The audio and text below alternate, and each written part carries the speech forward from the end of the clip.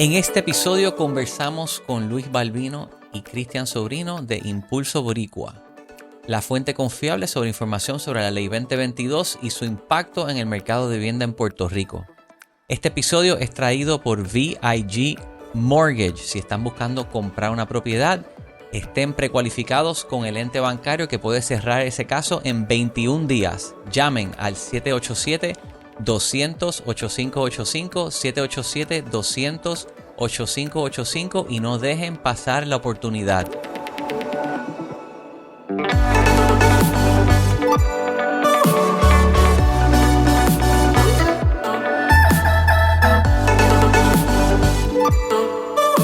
Bienvenidos al episodio número 99 del Urbital Podcast. Hoy me acompañan los integrantes del programa de Impulso Boricua. Saludos. Cristian Sobrino. Saludos. Y Luis Balbino. Saludos a ambos. Impulso Boricua es la fuente confiable de información sobre las leyes 2022, ahora agrupadas bajo la Ley 60, y su impacto en Puerto Rico. Ustedes se dedican a promover un entendimiento claro de estas leyes y su contribución al desarrollo económico de nuestra isla, ¿correcto? Correcto. Y esta es lo la leíste ley del entonces, website, ¿verdad? Sí, lo saqué del website, lo leí. ¿Esta es la ley responsable de la gentrificación y los problemas de vivienda en Puerto Rico? No, yo no te diría que esta ley tiene que ver con la gentrificación. Yo creo que habían leyes pasadas, la 212, por ejemplo, que probablemente tuvo mucho más que ver con eventos concretos, históricos de gentrificación. De desplazamiento. Y de desplazamiento, ¿verdad? Pero eso es un tema más que podemos discutir un poquito más ahorita. El Impulso Boricua es una entidad sin fines de lucro que su rol es llevar a cabo una campaña educativa sobre lo que entendemos es la data económica de los resultados de este programa, de lo que se conoce como el programa de Ley 2022, y diseminar esa información para poder hasta cierto punto contrarrestar lo que han sido narrativas. La falsa narrativa. E información incorrecta que se ha estado llevando por varios actores. Algunos incluso políticos, otros no políticos, algunos en los medios. O sea, se ha creado una narrativa que entendemos que es incorrecta. Entonces, Luis Balbino y yo y otras personas que son parte del equipo, ¿verdad? Y contratistas, y suplidores de servicios, etcétera, pues montamos la campaña para llevar a cabo ese esfuerzo. Yo creo que si yo sé que tu énfasis es más la vivienda. Si algo hemos escuchado es que como inicialmente la crítica a las leyes 2022 fue más una crítica disque a que no tenían resultados, cuando los opositores empiezan a ver que tienen resultados, entonces han empezado a buscar otras vías y se han pegado al tema del costo de la vivienda para tratar de justificar una posición ideológica de ellos, pero realmente no hay ninguna evidencia de esos argumentos. Y yo creo que por eso es que nos interesamos tanto en el tema, precisamente porque hay evidencia. O sea, nosotros no somos personas en nuestra vida profesional, nosotros no nos dedicamos a comentar sin información. Todo lo contrario. Nosotros en lo que hacemos como abogados, pues tú tienes que tener información. Y cuando tú ves los estudios aún de personas que se oponen a estas leyes, que son muy críticos, aceptan de que tienen un resultado, un saldo positivo. Yo he sido un crítico mucho de quienes achacan que el problema de vivienda es la ley 2022. No entiendo que esa es la raíz de los problemas de vivienda que tenemos en Puerto Rico. Hicimos una encuesta en Urbital hace unos meses atrás y le preguntamos a los 20,000 personas han descargado nuestro app. La contestaron unas 100 personas, pero preguntamos, ¿qué razones usted entiende que son la causa de los problemas de vivienda en Puerto Rico? Y la principal era la falta de inventario y los altos costos de desarrollar vivienda nueva. Okay. Que muchos no se habla. De los 90 hasta el 2004, aquí se hacían de 10 a 15,000 viviendas nuevas al año. Cuando viene la crisis del 2006-2008 y se van la mayoría de los desarrolladores a la quiebra, por 10 años aquí no se hizo vivienda nueva. Y hoy día lo que se hace de vivienda nueva no llega a 1,000 unidades al año. Bueno, yo hice un research y pues estaba buscándolo ahorita porque no sé si vieron el debate de Trump versus Biden en junio. Dolorosamente. Fue doloroso verlo. Pero una de las preguntas que le hacen es ¿por qué el costo de la vida ha aumentado tanto? Sobre todo en el tema de la vivienda. En el Washington Post sacó un reportaje de que el 2019 para acá la vivienda en Estados Unidos ha aumentado un 54% en costo. En Estados Unidos, donde no hay ley 2022, no, esto es un número total. Y entonces tú te preguntas por qué. Bueno, obviamente pues hay un efecto de demanda, pero el costo del cemento ha aumentado un 35%, el costo del acero aumentó 75% en Puerto Rico. Estos son datos de Puerto Rico. El salario del electricista aumentó 40%, el del trabajador no diestro 50% y el de demolición aumentó en un 100% en 4 años. Eso te quiere decir que cuando tienes un aumento tan drástico en los inputs, ¿verdad? En lo que tú inviertes para mejorar la vivienda, pues entonces no solamente es que remodelar o construir nuevas es más caro, sino que el valor del existente, del que ya la hizo, sube porque el valor de reemplazar esa propiedad aumenta. Así que yo, por ejemplo, que compré vivienda recientemente, pues tú vas viendo el efecto. Entonces, pues, a veces tenía conversaciones con personas que me daban, ¿verdad?, comentarios de, pues, arreglarla te va a costar tanto. Y yo decía, yo creo que tú no estás al tanto de cómo han subido los costos. Y tuve como que muchas conversaciones, la gente no, tiraban estimados porque están haciendo los estimados de cuando ellos remodelaron una casa hace 10 años, hace 15 años. Súmale a eso, si tú compraste recientemente, lo que tú pagas en intereses hoy de $200,000 es lo que pagabas un préstamo de $350,000 hace 2 o 3 años. O sea que súmale a eso también. Yo entre el 2020 al 2023, yo era el General Counsel de un banco hipotecario que la operación era en Estados Unidos, pero también tenían un branch aquí en Puerto Rico. Y estuve bien, de hecho, yo creo que tú lo conociste una vez al CEO. Y yo vi el impacto que tuvo cuando en el 2020 y en el 2021 las tasas de interés del Fed las reducen dramáticamente. Porque el mercado hipotecario en esencia corre a base de cómo están las tasas de intereses del Fed, ¿verdad? Por cómo se funciona ese sistema. De momento tú veías que una mensualidad que antes pues te iba a poder permitir pagar, comprar una casa por $250,000, de momento con la misma mensualidad tú podías comprar una casa en 500. De $500,000, correcto. En 600. ¿Qué causa eso? Que primero que el comprador es más agresivo en lo que ofrece y el vendedor es más celoso en cuanto al precio en el que va a vender, ¿verdad?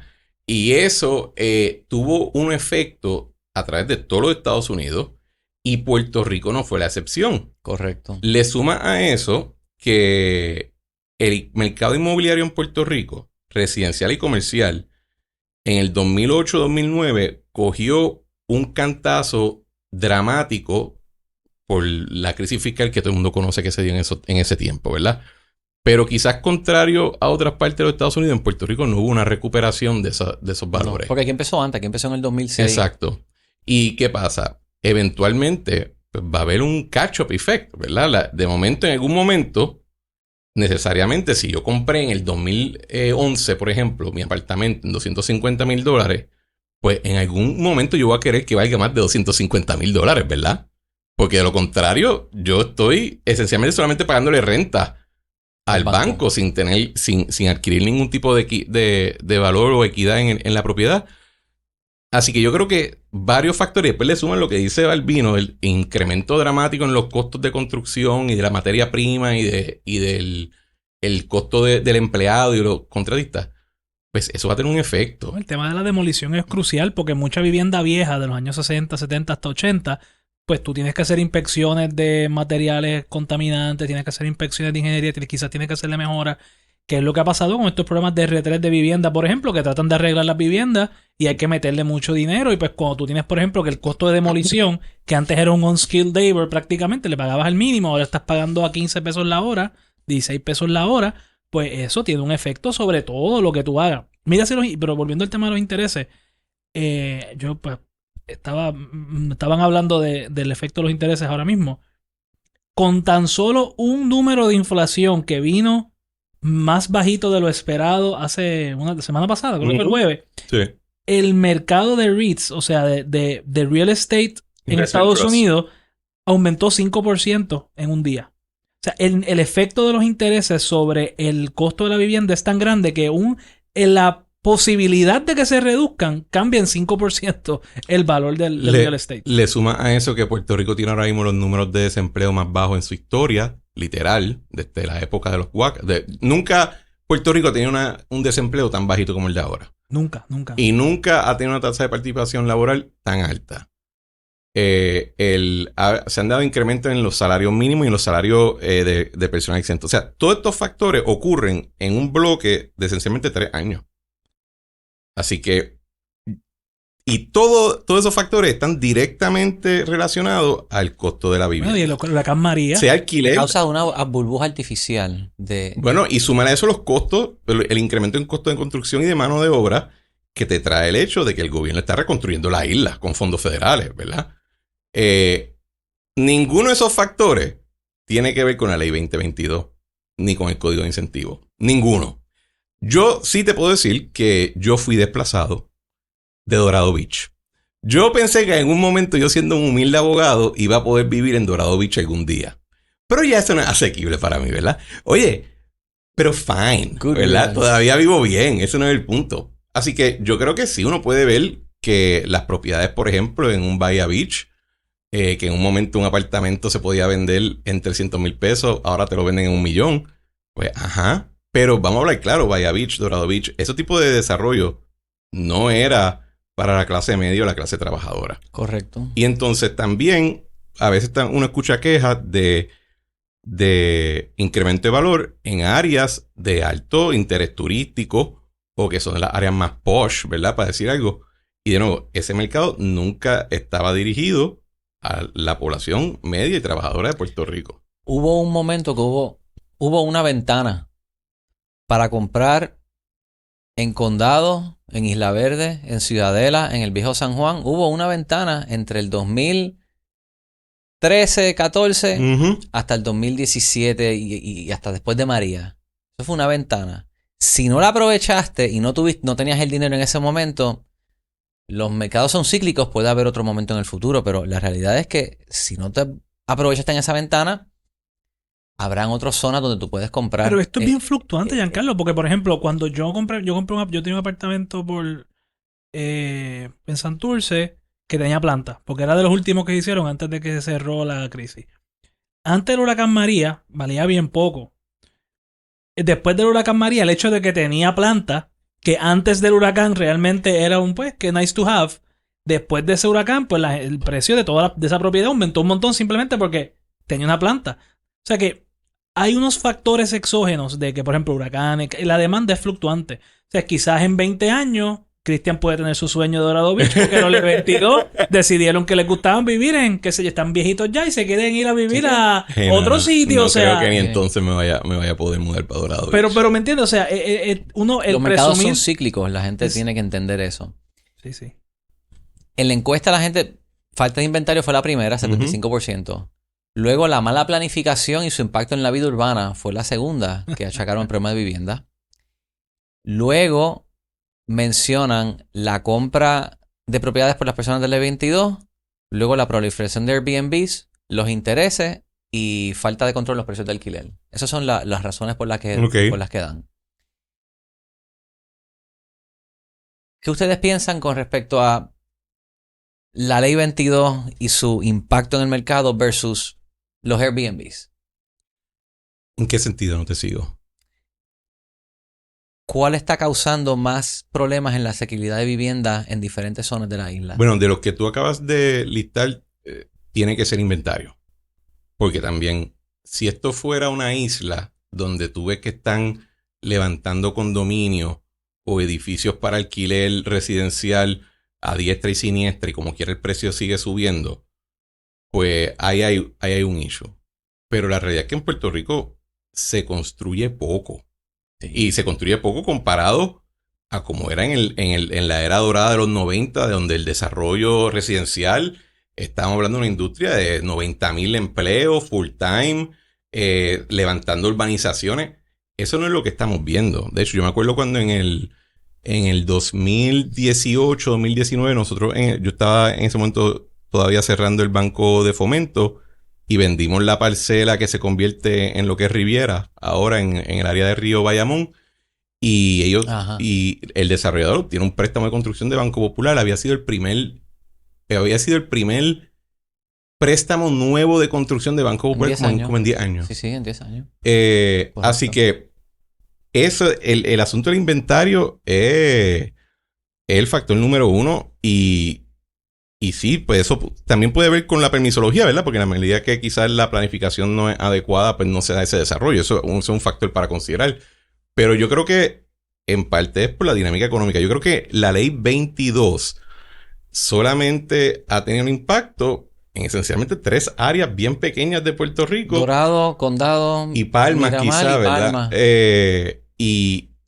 Y déjalo ahí, ¿verdad? Airbnb yo creo que es más complejo porque le quieren achacar a Airbnb y a Short Term Rentals dinámicas que, por ejemplo, yo veía en el área oeste ya ocurriendo cuando era solamente VRBO. ¿Te acuerdas de esa plataforma? La primera todavía existe. Y la competencia que había por adquirir propiedad en el área oeste, en la área de la playa, ¿verdad?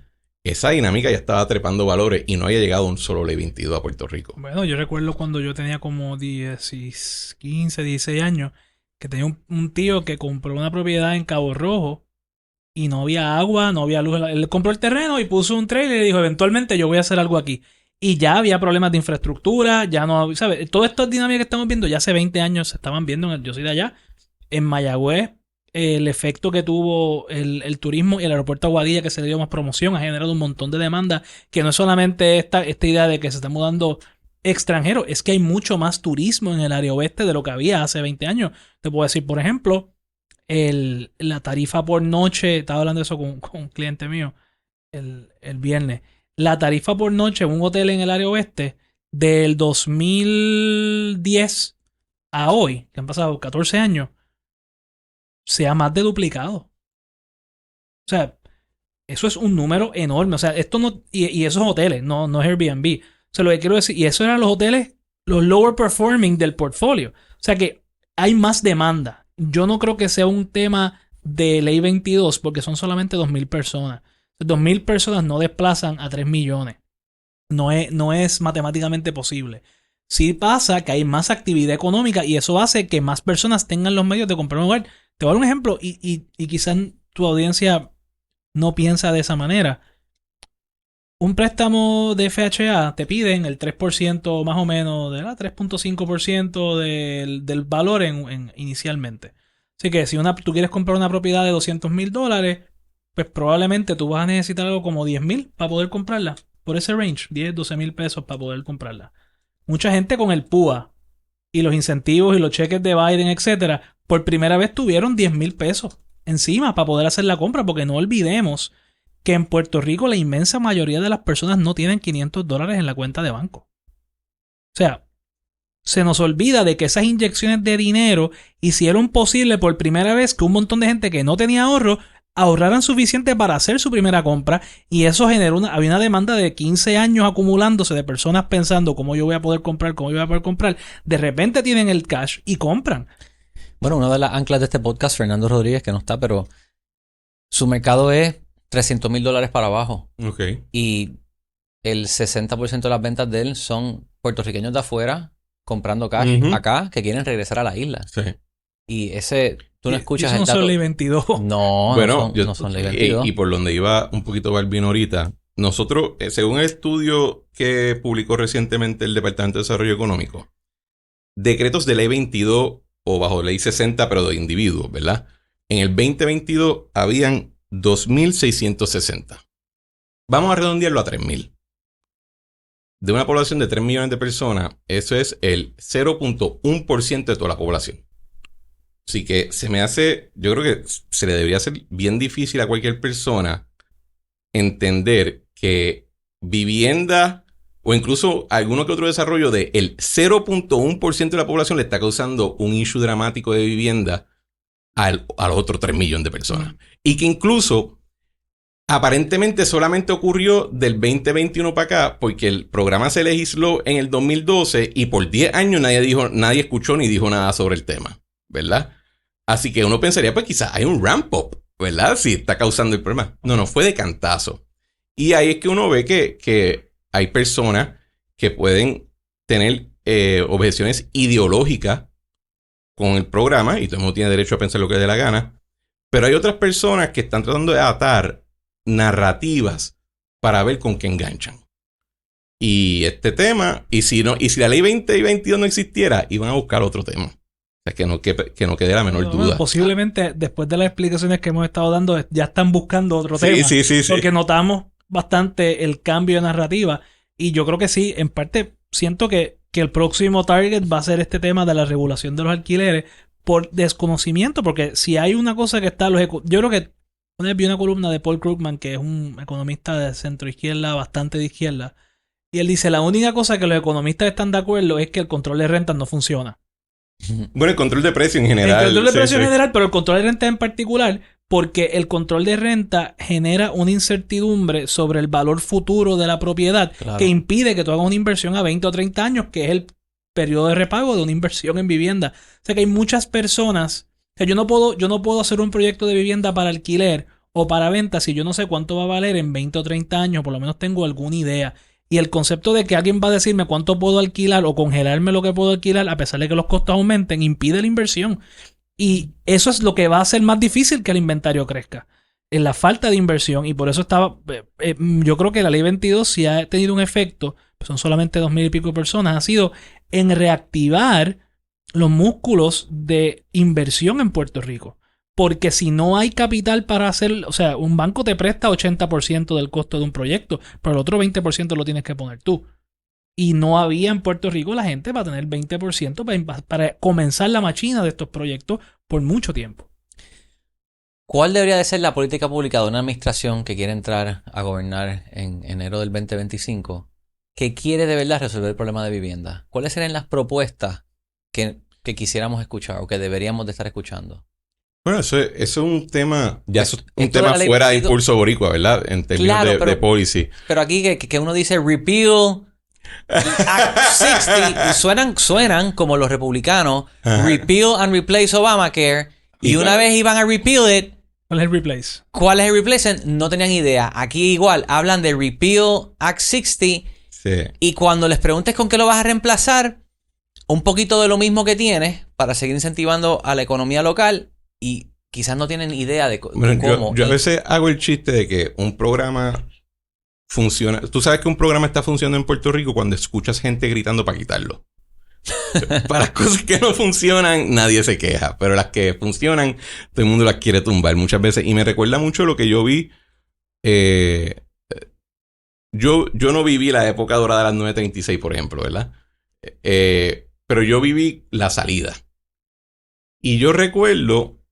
después, en toda la lectura que he hecho sobre el tema, que el programa de 936 siempre fue controversial a nivel de Estados Unidos, pero también en Puerto Rico, porque una vez se establecen y las ven funcionando, de momento la gente empieza a pensar que ese dinero, que hay más dinero disponible, que negociaste mal, que puedes sacar más chavos de esa alcancía.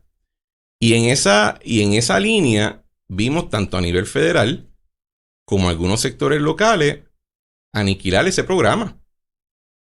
Y no había nada para reemplazarlo. O sea, no hay tal cosa como una decisión perfecta. Todo es trade-offs.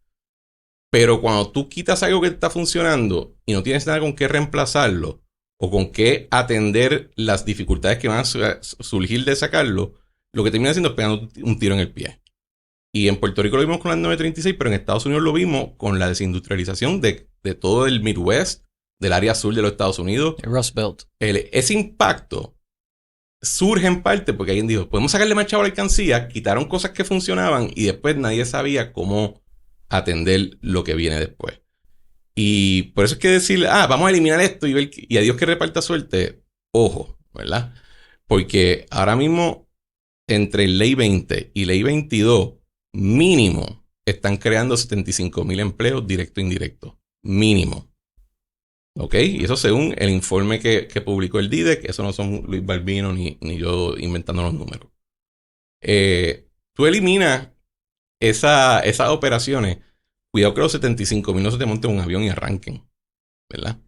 Y otros negocios que tienen esa clientela cierran y arrancan. Así que hay que tener mucho cuidado con ese tema. Yo te diría, ya saliendo un poco más, saliendo fuera de los impulsos boricua, que preguntaste sobre policy para atender vivienda. En la Autoridad de Financiamiento de la Vivienda hay unos programas de fondos federales que atienden ciertos segmentos de la población. Y eso fue lo que trajo con proyectos como Bayshore Villas en Puerta de Tierra y Renaissance Square, lo que era Gladiola, todo eso. Por Atorrey. ¿Cómo hacemos más de eso? Pero eso yo no quiero entrar en ese tema porque es un asunto regulatorio y federal de esos programas, ¿verdad? Es una relación entre HUD y Puerto Rico. Yo creo que si tú quieres impactar vivienda fuera de un programa federal dirigido a low income populations, como ellos le dicen, tú tienes que agresivamente buscar tierra en áreas ya urbanas. Imagínate un Santurce que tiene edificios abandonados al por mayor, y tú tienes que hacer lo que hacen otros lugares. Está abandonado, estorbo público, expropiado, y se vende al precio que sea, incluso a un precio más bajo posible para incentivar que se desarrolle algo en su sitio. Bueno, también ahí, si uno comprar un edificio abandonado en Santurce para convertirlo en un hotel, tienes 40% de vuelta en crédito. No tienes lo mismo en vivienda. O sea, quizás hace falta un programa de créditos contributivos para restaurar eso y hacerlo vivienda. Y hacerlo más viable. Porque es más viable que hacerlo en un hotel. Sí, oye, el capital stack va a depender de el profile del inversionista que tú traigas a la mesa y la escala, ¿verdad? Porque hay proyectos y proyectos. En un momento se trató de utilizar créditos contributivos para eso que tú mencionas. La ley 212, pero estaba mal diseñada. Pero el diseño estaba... Yo me acuerdo que otros desarrolladores decían, esto es una locura. Era el 90%. Sí, era una cuestión... Eran 75 si no estaba en la plaza o en las dos calles alrededor de la plaza y 100 en la plaza. Y entonces, pues, básicamente te estoy diciendo, yo te pago la construcción, y es una cosa absurda. De hecho, en esa época, yo recuerdo un cliente que quería hacer un hotel en un centro urbano, y entonces pues, el crédito de turismo de hoteles era 10% y el de 212 era 100%. Entonces él dice, mejor le voy por los 212, pero porque el número de turismo era 10. Ese cuando lo subieron a entre 30 y 40 como está ahora, pues ya eso como eliminaron la 212, pues no tiene sentido. Pero recuerdo que él se quedó en la mente con el 212. Yo creo que tu esposa lo conoce a él. Y me dice, espérate, es que hay una moratoria. Es que pues, cuando Fortuño hizo la moratoria, entonces volvieron otra vez al plan del turístico, porque era una cosa absurda. Entonces tú estabas en un momento que la construcción estaba bien alta, echándole más dinero al sector de construcción, estabas inflando los precios. Yo recuerdo un proyecto de construcción en el 2007 que los empleados de poner las puertas te cobraban 40 pesos la hora, hace 15 años, 50 pesos la hora fácilmente. O sea que hubo un mal uso de esos fondos con la idea de que yo con meramente decir voy a tirarle dinero al problema se va a resolver. Yo pienso que una combinación de créditos contributivos puede ser efectiva, ¿verdad? Y ahora, como dice Cristian, sacándonos el sombrero de Impulso Boricua, yo creo que otra alternativa puede ser extender la hipoteca legal del CRIM, que ahora son 5 años, y hacer que ¿verdad? Que sea más fácil ejercer la función del CRIM para take over propiedades que están abandonadas, porque ahora mismo hay edificios hay propiedades que no pagan el CRIM hace 15 años, 20 años, pero como solamente puedes reclamar 5 años para atrás, a veces eso causa problemas. Así que yo pienso que ese tipo de alternativas de ver cómo tú sacas propiedades y las pones al mercado sería muy útil. Pero, otra vez, ahí va a venir el grito del desplazamiento.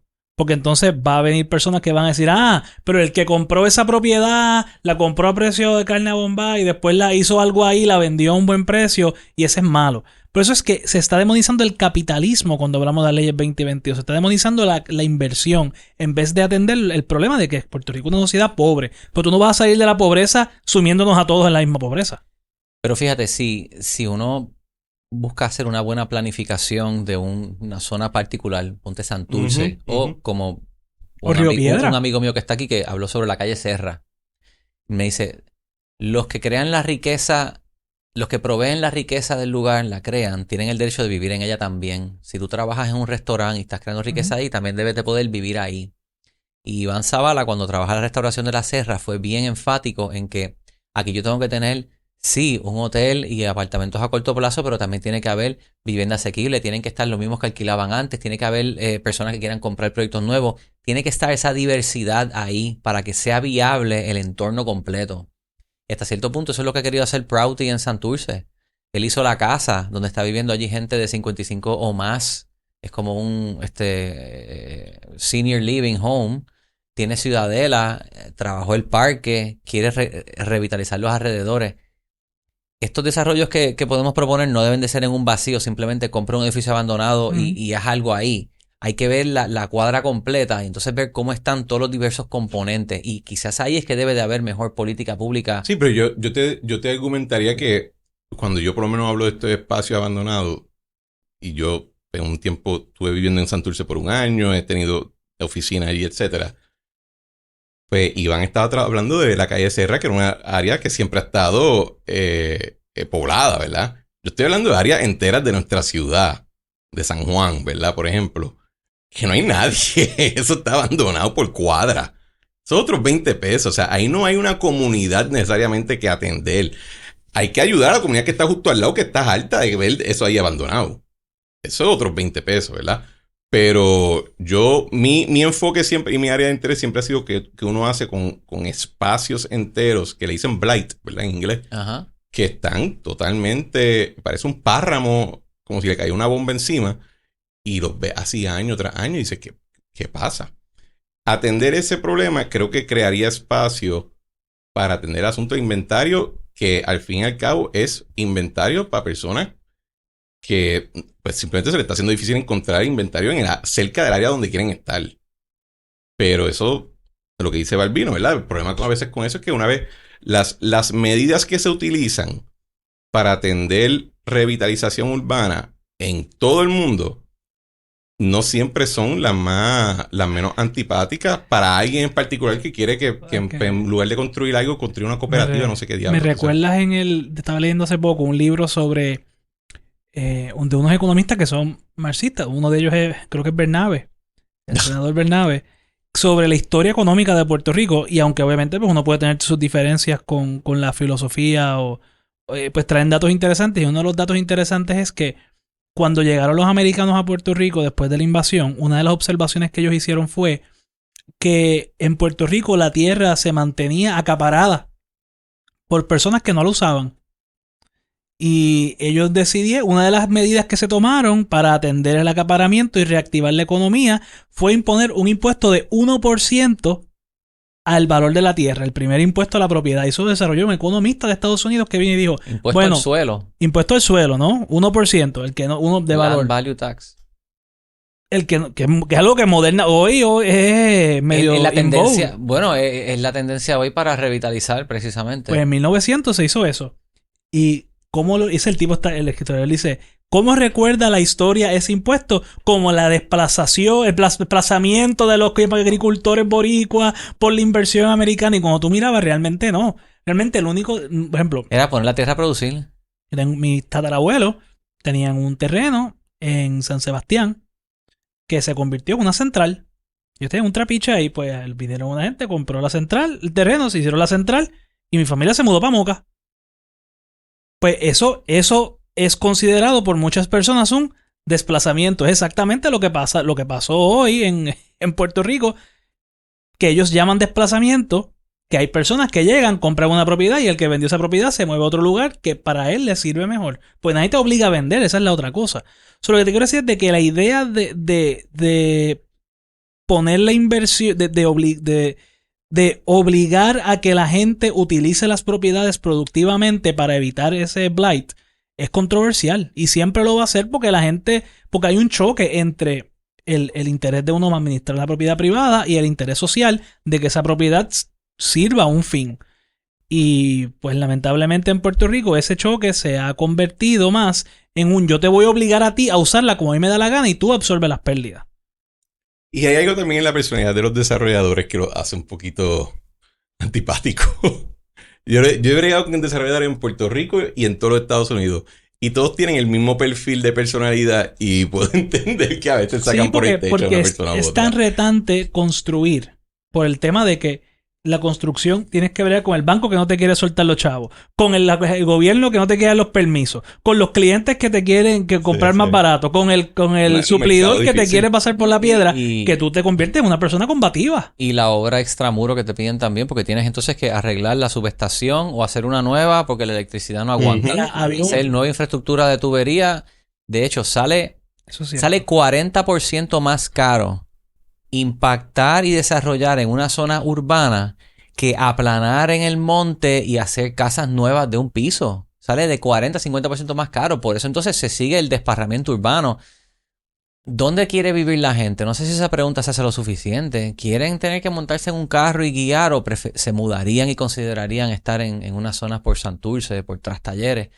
Bueno, hay que ver si se hace viable la vivienda ahí, pero sale mucho más caro. Bueno, y si es un edificio de propiedad horizontal, cada piso sale más caro que el anterior, ¿verdad? Porque estás trepando la infraestructura y mientras más alto, pues más lejos tienes que llevar el agua, luz, etcétera, ¿verdad? Así que sí, son factores de mercado que hay que considerar, pero en términos de policy, que fue la pregunta original, pues yo creo que atender algo con los espacios que están blighted definitivamente sería por lo menos un buen paso. Y le generaría recaudos al gobierno. También. El problema que ocurre con eso es que entonces no es transparente el proceso, la gente lo ve como una manera de dar tumbe, que ha pasado con la declaración de los estorbos públicos, y crea controversias. ¿Cómo se hace bien? Yo entrevisté a Luis Gallardo, que tiene un proyecto que están llevando a cabo para hacerlo ordenadamente, y creo que lo han implementado en 23 municipios. Cuando alguien hace una propuesta, parte de la premisa de que se va a hacer bien, ¿verdad? Siempre hay una posibilidad de que algo salga mal o de que alguien abuse del programa. Pero eso es la realidad en cualquier cosa. O sea, no hay ningún issue donde tú no vayas a tocar desde el punto de vista de policy donde no existe un hazard. No existe. No hay manera de... Así que sí, uno pone ciertos controles. Lo que uno tampoco puede hacer es obsesionarse un poco con el tema. Que es también lo que ocurre, que obsesionado con posibles moral hazards, después no ocurre nada. Porque que si esta técnica... O sea, uno tiene que también ser práctico. Y estas medidas son controversiales porque dependen, por ejemplo, de la retasación de propiedades. En muchos casos, que de por sí es controversial porque en San Juan, pues, tú retasas una propiedad... Pues yo soy un voto de 100,000, que hay gente que vota en San Juan. Pero si tú vas a un pueblo chiquito, donde quizás el centro urbano necesita hacer unos cambios, hay gente que no paga hace mucho tiempo sus impuestos, pues ahí 10 votos, 20 votos hacen diferencia. Así que es un tema que yo no sé hasta qué punto los municipios pueden seguir manejando y tendría que ser algo centralizado en esas áreas. Pero los retos de implementación están, y lo están en todas las políticas que hagas con vivienda, porque igual te puedo contar que yo he escuchado historias de horror, por ejemplo, con el programa R3, en términos de personas que no son las más éticas, ¿no? Así que hay de todo. Siempre puede haber la posibilidad de que alguien actúe de una manera poco ética. Sobre todo en el tema de real estate, porque son activos ilíquidos, que son la valoración de una propiedad de por sí es difícil. Quizás otro factor que le achacan a la ley 22 es que son ellos entonces los que de repente tienen la oportunidad de comprar un edificio particular, ya sea en Puerto Tierra o de gobierno. De repente hay una oportunidad para hacer una compra y ¿por qué lo pudo comprar este y no yo? Bueno, pero esa misma queja yo se la aplicaré. Hay uno que otro puertorriqueño que se ha hecho millonario cantando diversos géneros musicales y está comprando cuanta propiedad le pongan al frente. Así que el issue al final del día no es la identidad del comprador. Y tiene muchos Airbnbs, es el cash, ¿verdad? Y entonces, o sea, ¿qué es lo que queremos? Que el que tiene la propiedad la venda más bajito de lo que vale para que alguien que no tiene nada que ver con la transacción se sienta mejor. Es una ridiculez, por amor de Dios. Yo creo que... Pero ese ejemplo que tú das, estábamos en un programa, Balbino y yo, los otros días, y uno de los comentaristas dice, bueno, en el área oeste yo tengo varias propiedades de alquiler. Y yo quería comprar una propiedad. Y vino un ley 22 y me la compró en cash. Y no la pude coger yo. Eso no es justo. Yo... Espera. Tú también querías especular. Tú querías ponerla al alquiler. Y tu molestia es que el vendedor se llevó más dinero. O sea, vamos a hacer una recomposición de lugar aquí.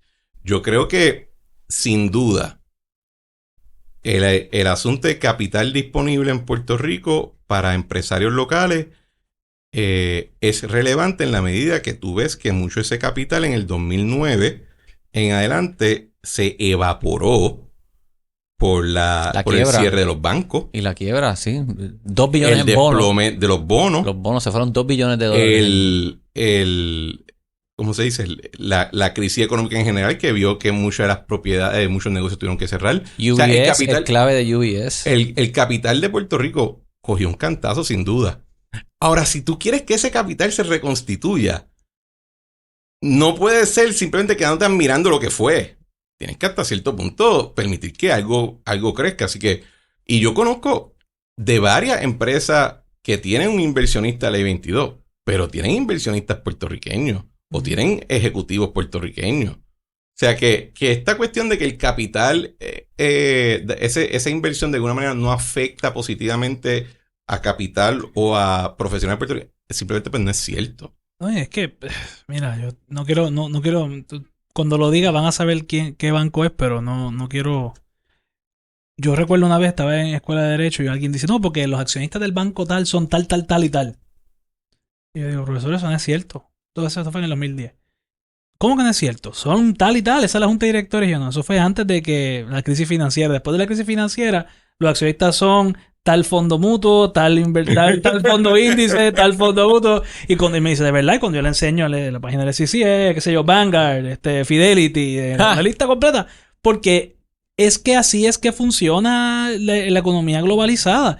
Y los empleados del banco son 99.9% puertorriqueños, el CEO es puertorriqueño, los empleados son la gerencia, todo el mundo. Yo no creo que ahí en los bancos de aquí casi todo el mundo es puertorriqueño. No, y también. Pero la titularidad pues ha cambiado porque hace falta capital nuevo, porque se perdió el capital que había. Y eso no es culpa. Nadie obligó a Puerto Rico a emitir la deuda que emitió. Nadie obligó a Puerto Rico a quebrar. Hubo unos factores exógenos. Pero aquí se tomaron un montón de decisiones por personas con autoridad que causaron una crisis que vivimos hoy. Hubo muchos retirados que invirtieron en los bonos. Sí, mi familia. Y compraron al margen después y en el margin call se fueron. Y esa gente, ¿qué les quedó? La propiedad. Que, oye, si apreció gracias a una persona que la quería porque estaba en la playa y te recuperaste por allá, pues oye.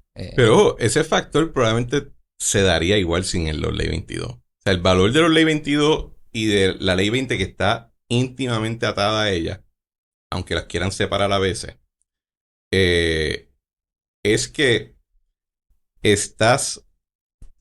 o sea, el valor de ese programa es que está trayendo tanto capital como clientela de afuera de Puerto Rico que no tendría otra razón por la cual localizarse aquí, y la pone en Puerto Rico y establece esa oportunidad para que participen profesionales puertorriqueños o capital puertorriqueño que no iba a participar de otra manera.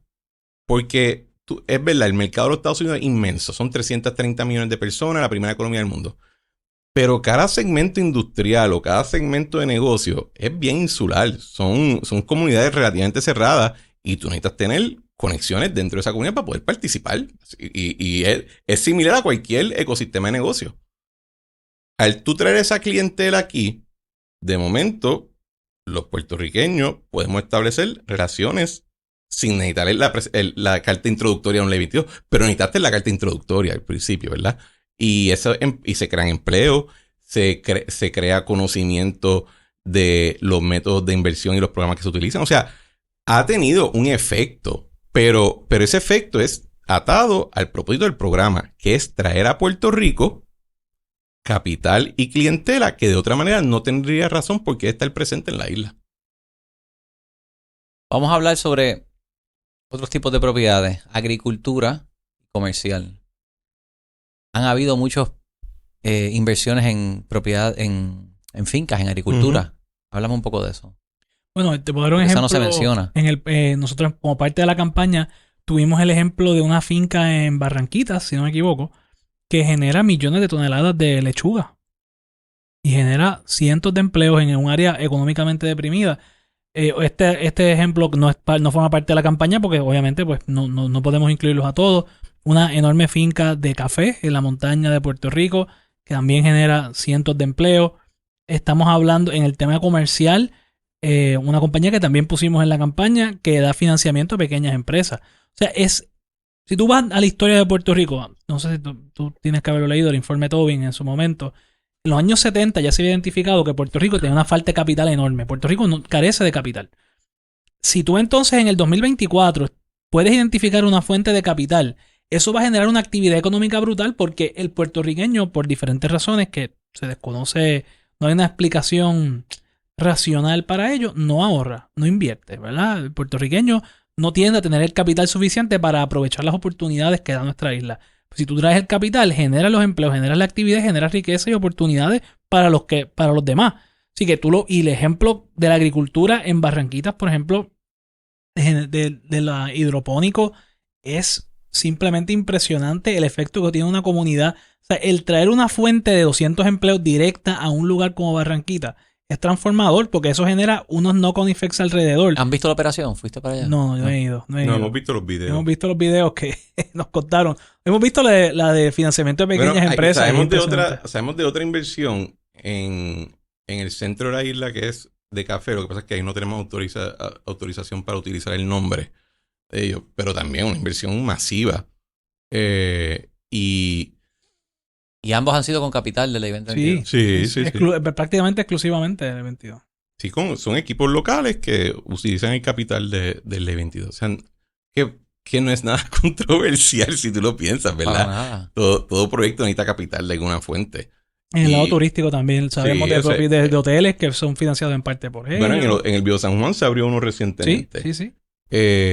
Sabemos que muchos de los hoteles han tenido también... típicamente, ¿cómo es que dice? Que cuando construye un hotel, el que hace chavo es como el cuarto comprador. Porque el negocio de hotelería es complicado.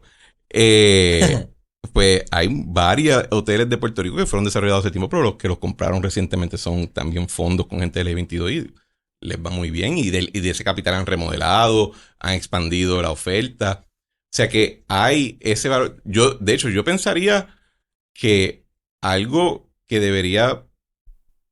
los futuros líderes en el 2025 pensar es cómo acelerar el desarrollo turístico y de hoteles de una manera que complemente también el short-term rental. Porque en realidad, donde tú ves un área turística exitosa, tú vas a ver hoteles exitosos junto a un área de short-term rental más los amenities. Pero más apremiante que eso para mí es desarrollar esa vivienda que hace falta, puede ser de personas mayores que tienen casas que pudieran vender pero no tienen a dónde irse, pues que se puedan ir a un sitio más reducido para que se libere una casa en el suburbio que las personas pueden comprar, pero no hay incentivo ahora para desarrollar ese tipo de proyectos. Y tengo, por ejemplo, muchos ejemplos de personas que me han escrito que del sector aeroespacial en Aguadilla. Uh-huh. Dicen, mira, aquí hay 30, 40, 50, 100 ingenieros ganando de $80,000 a $140,000 al año y no tienen dónde comprar en esa zona. Me dicen hasta que nos vamos a quedar cortos de buena mano de obra porque esa gente que se están mudando para trabajar en esta industria allá no tienen a dónde ir. Entonces... Me deja saber que yo tengo un montón de primos allá. Por ese lado. Es que yo entiendo eso porque... Hay un montón de propiedades que están... Mi familia... Yo cuando... En Moca... Mi familia vive en un área bastante... ¿verdad? Para Moca, urbana. Mi abuelo eran 4 hermanos. En total allí vivíamos como 40 personas. Niños, de todo. 40, 50 personas de mi familia inmediata, ¿verdad? Por decirlo así. Mi abuelo, sus hermanos y sus hijos. Ahora mismo creo que quedan viviendo allí 7 personas. Y de ellas, el más joven... es mi prima que tiene casi 50 años.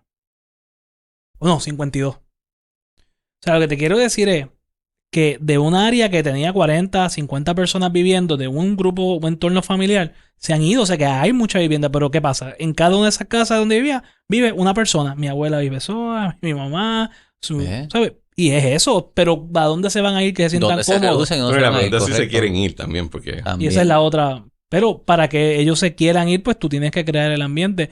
Y el énfasis en la planificación es importante porque aunque yo no creo que el gobierno tiene la capacidad de planificar cosas a gran escala, sí puede hacer intervenciones específicas en lugares que digan, mira, pues aquí hay... Bueno, los centros urbanos de Puerto Rico están subutilizados en términos de su infraestructura. O sea, hay un montón de centros urbanos que vivían antes mucha más gente de lo que vive hoy. Hay acueducto, alcantarillado, electricidad, hasta internet disponible de infraestructura, pero no se está utilizando porque la gente no se invierte en estos centros urbanos. Por ejemplo, en Mayagüez. Mayagüez vivía el doble de la gente hace unos años. Sí. De hecho, Mayagüez tú vas y me siento que es una ciudad que está frisada en el tiempo por 20 años. No sé. Cuidado sí más. Cuidado sí más. Yo que estudié allí muchos años, te puedo decir. Yo hace poco fui a la inauguración de un proyecto y miraba, yo decía, pero aquí no queda nada de lo que... Claro, los médicos.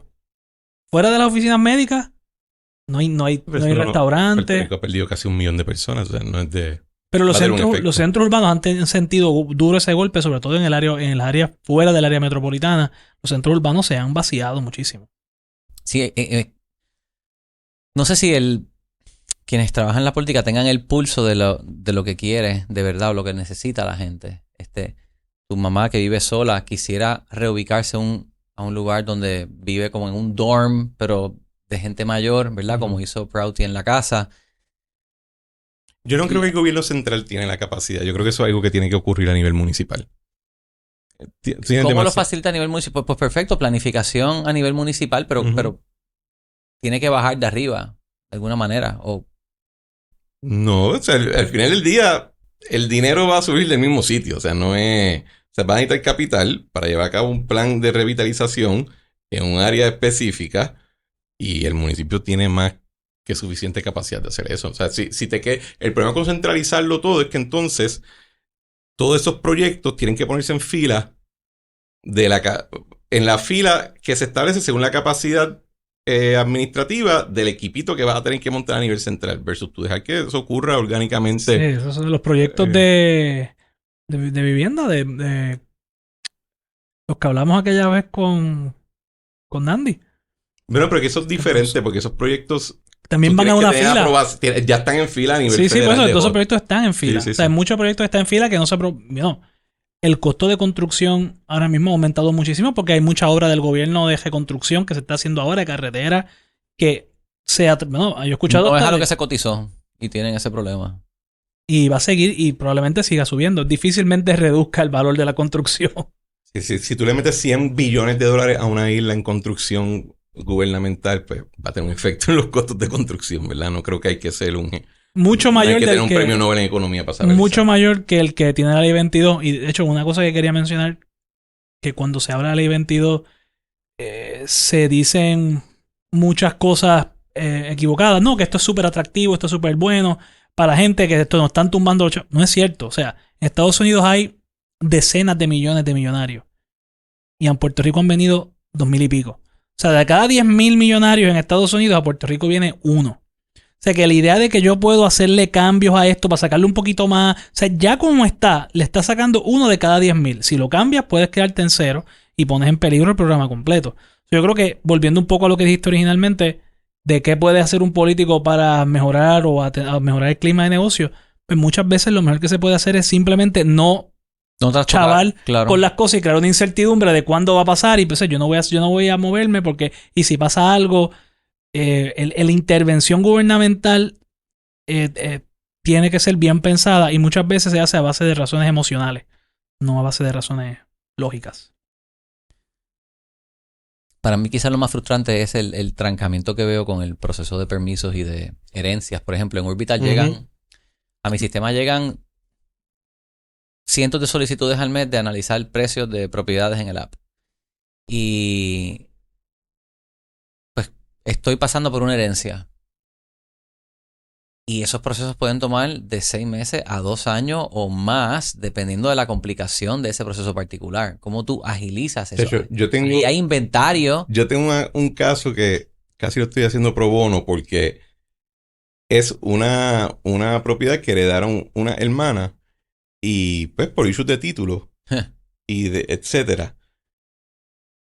estoy hablando que hay que descifrar unos problemas que se hicieron en el 1950. O sea, Tienes que reconstruir el título. sí, o sea, es un tracto embeleco que, sí, yo creo que ese tema y eso, que yo creo que el registro de la propiedad ha mejorado muchísimo desde que se digitalizó, Claro. desde que... Esa la puedes agradecer a Alejandro.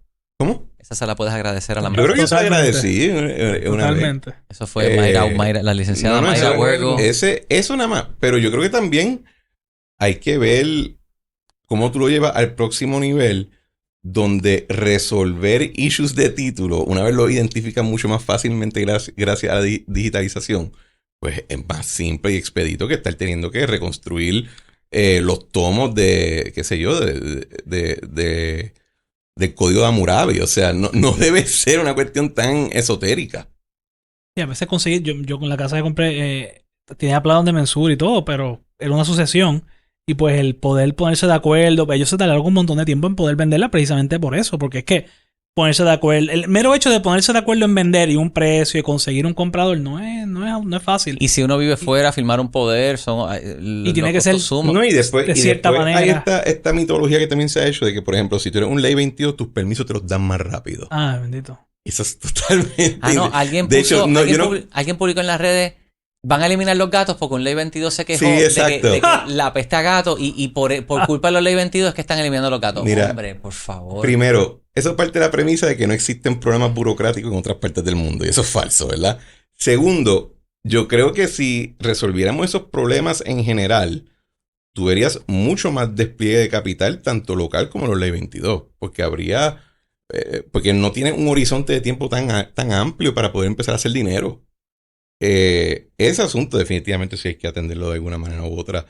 A menos que queramos quedarnos como estamos, ¿verdad? Pero esta idea también de que ellos les den los permisos más rápido, de que ellos... Al revés. Al revés. Si alguien quiere aprender un poco más sobre el programa de ustedes, ¿dónde lo pueden encontrar? Pueden ir a www.impulsoboricua.com y ahí también hay enlaces a las redes sociales. Ahí está el acceso al estudio. Está todo ahí. Si quieren el estudio que citamos ahorita, ese está disponible en la página del Departamento de Desarrollo Económico. Y es un estudio que se publicó en junio o en mayo. En junio del 2024, que es el estudio más reciente que se ha hecho sobre el costo-beneficio del programa. Fue en junio porque nosotros empezamos nuestra campaña sin el estudio. No, fue en mayo 21. No, nosotros terminaron, pero lo publicaron en mayo. Lo publicaron en Pero 21. yo recuerdo que fue después que empezamos la campaña, sale el tengo los estudio. anuncios ya hechos Y entonces fue como que los números son mejores porque eran información más reciente.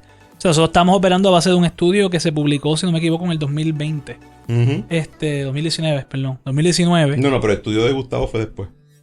No, pero digo el de Villamil. Ah, exacto. El de Villamil fue 2019 y ahora con una... No, es que entre más tiempo pasa, más se nota el efecto. Más positivo es el beneficio, sí. Bueno, muchachos, pues gracias por estar aquí. Buena conversación. Gracias por la perspectiva y por traer el otro lado de la moneda, que creo que hacía falta que se contara esa historia porque se estaba hablando mucho por ahí y no creo que era con los datos reales. Gracias a ti, Giancarlo. Gracias, Giancarlo, y qué bueno verte después de tanto tiempo. Llévatelo, Wilton.